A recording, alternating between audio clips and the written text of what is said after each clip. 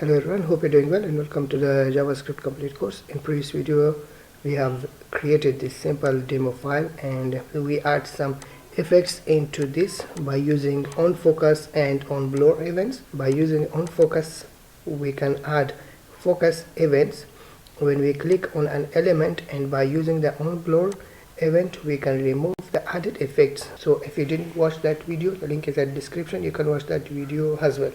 So in this video we are gonna learn about input and change events. Input event will trigger at the same time with the user start typing. This means that when the user types something in a text field, it will display at the same time in a selected element, and this event will work only in a text field and a text area. Now let's practice this. First I'm gonna create a div under the form element. So I'm gonna type div, and inside the div I'm going to add an ID with the name of test, and also I'm going to add some style with the border 1 pixel solid red.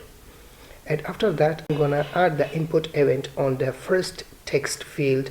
It will be Oninpute equal to the name of the function, which is input function, and also I'm going to add this keyword. So here you can see the Oninpute event and the input function, and I have passed this keyword into the function that I'm gonna create now because I want to use the same function in other text fields. After that let's jump over to the script file and let's create a function with the name of input function and create the variable with the name of element. And now we can type, and now under this function we are going to type element.value. So for storing the input value we need to create another variable with the name of x, so that we will store everything inside this x variable that the user type inside the text field. And now I'm gonna print the value inside div so that it will print for us when we are typing.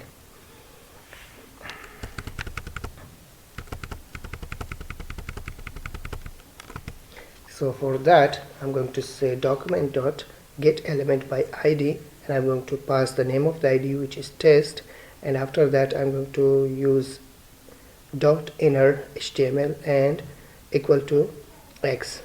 And now you can see here everything that is stored inside the x variable, it will display on the div. And now you can see whenever I type something it will print in the div at the same time. So as you can see it will trigger at the same time when user type something. So hope you understand until this point. And now let's work on change event. You can add this event in either text field, text area and select box. And the change event will trigger when the user completely types something. Like the input event, it will trigger at the same time when the user types something, but the change event is not like that. It will trigger when the element lost the focus. So now let's practice this. First I'm gonna add this in a select box. First I'm gonna create the Onchange event and pass the name of the function. The function will be change function, and after that I'm gonna define the function in script file. So I'm gonna type function with the name of the function, which is change function, and also I have created a variable with the name of the element, and after that I have to create another variable to store the text input by user.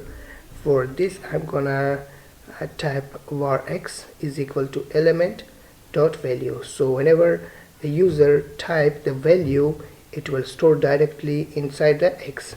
And after that I have to display everything inside the div. So I'm gonna type document.getElementById, and inside the opening closing parentheses I'm going to pass the name of the ID, which is test, and inner HTML and pass the value. So now let's save this and let's test.